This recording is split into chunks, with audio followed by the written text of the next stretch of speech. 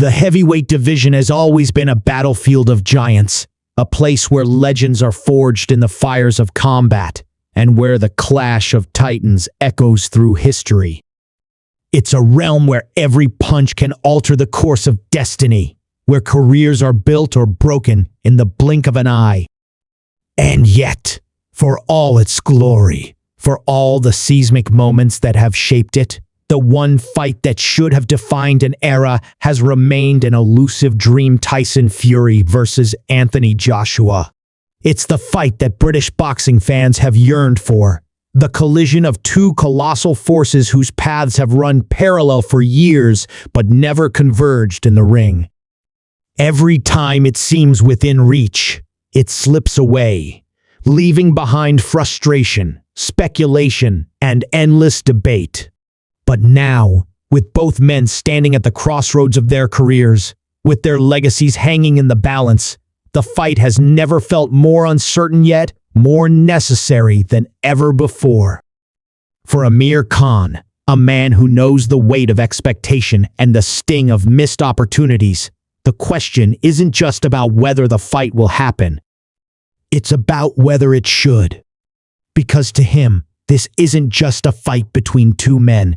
It's a test of who they are in this moment. Fury, once the invincible showman, the self-proclaimed king of the heavyweights, now finds himself grappling with back-to-back defeats at the hands of Alexander Usyk. For the first time in his career, the aura of invincibility that surrounded him has cracked, and the doubt that once belonged to his opponents now lingers in his own mind.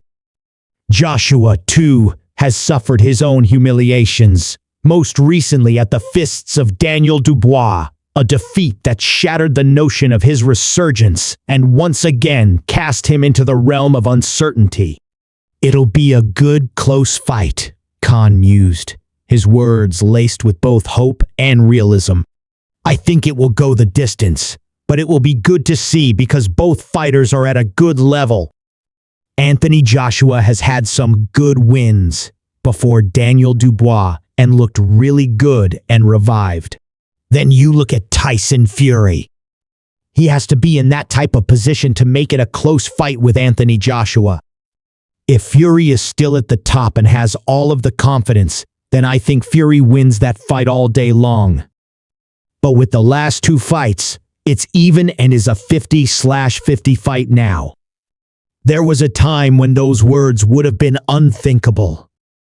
Fury, the man who danced circles around Vladimir Klitschko, who defied the odds against Deontay Wilder, who built a reputation on being the most unpredictable and resilient fighter of his generation, was never supposed to be on equal footing with Joshua, at least not in the eyes of those who had watched their careers unfold. Joshua, for all his power and Olympic pedigree, had been exposed too many times. He had crumbled against Andy Ruiz. Jr. had been tactically dismantled twice by Usyk, and now had been stopped by a fighter many considered beneath his level. He was supposed to be the one on the decline, the one still searching for answers. But boxing is cruel, and the sport has a way of flipping narratives overnight. With Fury suffering his own pair of devastating defeats, suddenly the playing field is level, and the fight that once seemed like a mismatch has become a true pick'em battle. But for Khan, the physical aspect of the fight is only half the equation. The real concern, the real question that lingers in the air like an unshakable shadow, is what these losses have done to Fury's mind.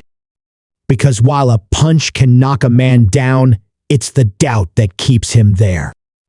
Mentally, Fury may have been really impacted, and that's normal.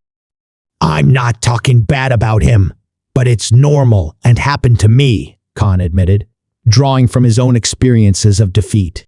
"When I had that fight loss against Lamont Peterson, mentally I was done. Even though I knew I was a better fighter than Danny Garcia, he beat me and knocked me out. I was outboxing him and destroying him, but it's life."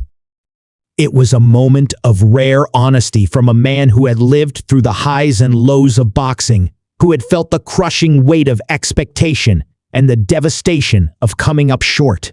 And in Fury's case, Khan believes the damage may not be purely physical. It's why he doesn't think Fury should jump straight into a fight with Joshua. I feel Fury needs to come back and have 1 or 2 fights and then take the AJ fight, Khan advised. But knowing Fury with the B he has got, he will want to jump straight into that fight, which would be very hard. That's the dilemma that now hangs over Fury's career. He has never been one to take the easy road. He thrives on risk, on proving people wrong, on challenging himself in ways that defy logic. But boxing isn't just about heart, it's about strategy. And right now, with his confidence shaken, with the specter of doubt creeping into his psyche, stepping into the ring with Joshua could be the gamble that finally catches up to him.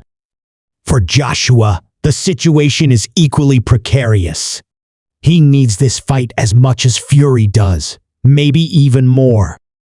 The Dubois loss shattered the idea that he was rebuilding, that he was regaining the dominance he once held. Now, he's at a crossroads, and the Fury fight represents not just a chance at redemption, but a chance to define his legacy. For years, he was seen as the golden boy of British boxing, the heir to the throne.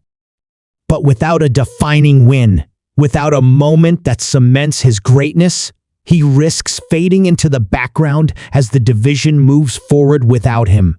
Yet, the biggest question of all remains, will Fury even return? In January, after his second loss to Usyk, he announced his retirement.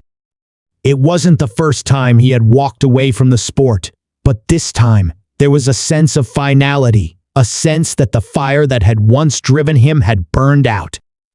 If he stays retired, then the fight that British boxing fans have clamored for will never happen. It will join the long list of great fights that never came to be, a what if that haunts the sport for decades to come. And if he does return, then the world will finally get the answer to the question that has lingered for years. Who is the best British heavyweight of this generation? The fight may no longer be for undisputed glory. It may not even be for a world title, but in many ways, it is bigger than that. It's about pride. It's about legacy.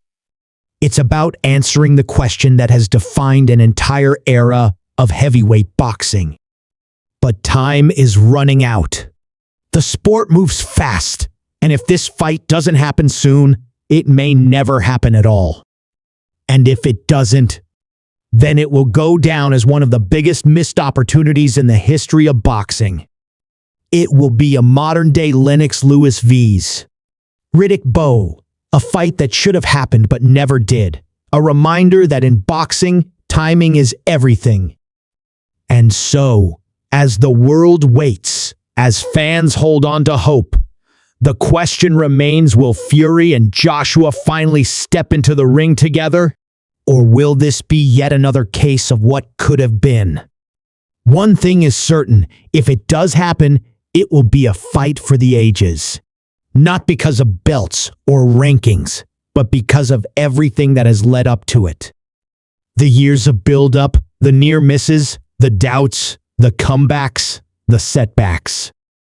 It will be a fight between two men who have everything to prove, who have reached the edge of their careers and must decide whether to fall or fight. And in boxing, in the moments that matter most, the true greats always choose to fight.